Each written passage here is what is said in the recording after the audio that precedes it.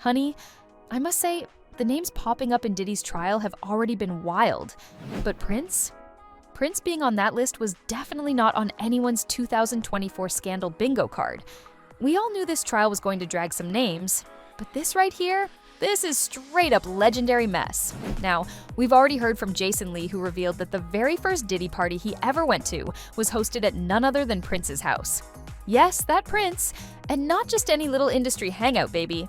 This party had Tyrese performing, Demi and Ashton Kutcher swinging from swings, and a strict no security rule. That's right, you couldn't bring your bodyguard into the venue.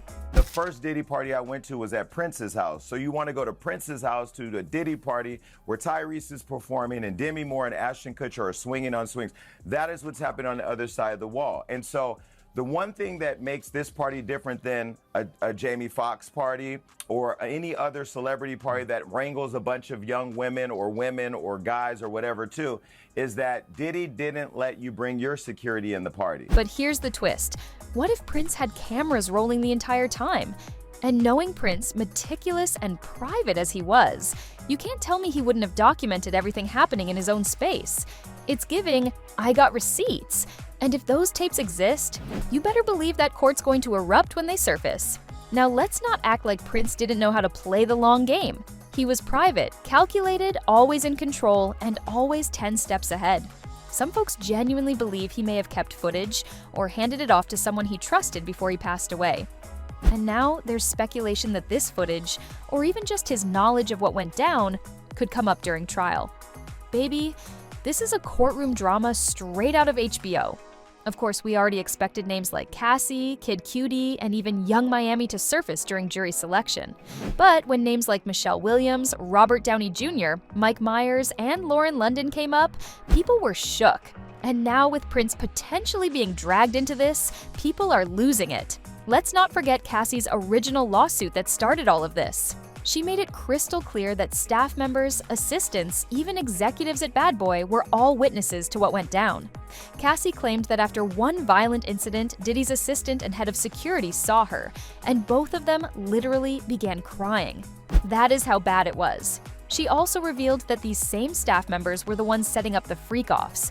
They booked the hotel suites, brought the baby oil, the Astroglide, and made sure the rooms were ready for Diddy's twisted rituals. And now, as the trial unfolds, you best believe those assistants will be called to testify. The walls are closing in. Let's talk about Harve Pierre, who was directly implicated in another lawsuit by a Jane Doe. According to her, Harve convinced her to fly from Detroit to New Jersey, where she was allegedly assaulted by both him and Diddy. He's on the list. Young Miami? On the list. She was reportedly on Diddy's payroll and allegedly helped transport substances. Even Lorian Gibson came up. She filed a police report in 2007 claiming Diddy threatened her with a chair on the set of Making the Band. And you know, Aubrey O'Day is never one to keep quiet. She's been vocal about the abuse she experienced from Diddy and how he would make inappropriate advances toward her. She's made it clear that she supports Cassie going public, and now her name is officially in the mix too. Then we've got Dawn Richard, another former Danity Kane member, who's also suing Diddy. She accused him of using demeaning language, depriving her of sleep, and being physically aggressive. She even claimed to witness Diddy get violent with Cassie while under the influence. Michael B. Jordan was also referenced, reportedly due to a brief relationship with Cassie in 2015. And of course, we all know about Kid Cudi. Cassie's lawsuit claims that Diddy blew up Cudi's car after finding out about their fling. She said Diddy went through her emails, found their exchanges, and made sure Cudi's car exploded while he was at home with friends. And yes, the car really did blow up. That's not fan fiction, that happened. But baby, none of that prepared us for Prince's name being whispered in the courtroom. And here's where things get even more suspicious. What if Prince's death wasn't as accidental as it seemed? Because you know what? The man was clean. No alcohol, no drugs, vegan, lived a healthy life. But then suddenly, he's found dead at 57 from an accidental overdose of counterfeit Vicodin laced with fentanyl. It's not adding up. Prince literally told people days before his death, and I quote, "Wait a few days before you waste any prayers." He knew it was coming. He told his sister, Tika, that he had done everything he came to do. He was preparing her for 2 years. And if you think that's random, think again. Prince had a well-documented war with Warner Brothers over the rights to his music. He hated how they controlled his name, his catalog, his legacy. This was a man who changed his name to a symbol just to protest his contract. And guess who inked a major joint deal with Warner? Diddy. That's right. In 2005, Warner Music Group got a 50% stake in Bad Boy Records. Diddy said it gave him the financial backing he needed to stay a force in the industry. And who was at odds with Warner for decades? Prince. You see the overlap? Prince had the power, the receipts, and possibly the recordings. He knew too much. And if he documented those parties, which were being thrown at his own house, and if those parties involved things like what Cassie and others have alleged, that would have put Diddy in an impossible position. And let's not forget what Jason Lee said. He said that no one was allowed to bring security into those parties at Prince's house. So what if Prince was the only one with control of the cameras? What if he documented it all and kept the tapes?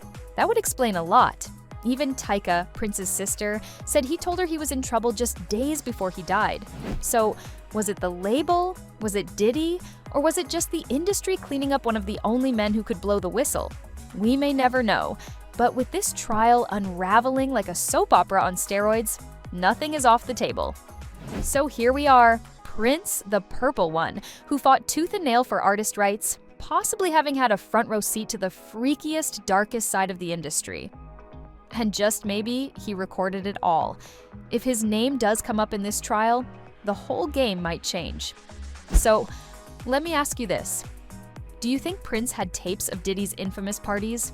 Do you think those recordings are what got him killed? And if those tapes surface, will the industry ever be the same? Let me know your thoughts in the comments below, and don't forget to subscribe, because trust me, this trial is just getting started and the mess is only going to get deeper.